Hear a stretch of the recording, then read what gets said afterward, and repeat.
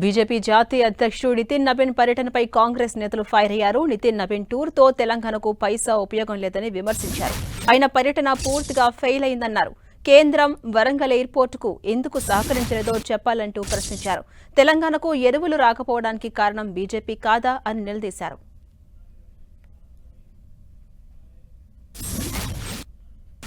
నితిన్ నబీన్ గారి తెలంగాణ పర్యటన వారి పార్టీకి సంబంధించినటువంటి కార్యక్రమంగానే ఉంది తప్ప కేంద్రంలో ఉన్నటువంటి ఒక ప్రభుత్వ ఉన్నటువంటి పార్టీ అధ్యక్షులుగా తెలంగాణ ప్రజలు మనసులో ఉన్నటువంటిది తెలంగాణ ప్రజల డిమాండ్ ఏదో దాన్ని అమలుపరచడంలో మాత్రం విఫలమైన ఈరోజు ఫెడరల్ స్ఫూర్తితోటి ఏ రాష్ట్రానికి రావాల్సినటువంటి ఈ రాష్ట్రానికి కోరుకున్నటువంటివి న్యాయపరమైనటువంటి ప్రాజెక్టులు కానీ న్యాయపరమైనటువంటి ప్రాజెక్టులకు కానీ కేంద్ర ప్రభుత్వం సహకారం అందివ్వడం లేదు కాబట్టే మా బాధ.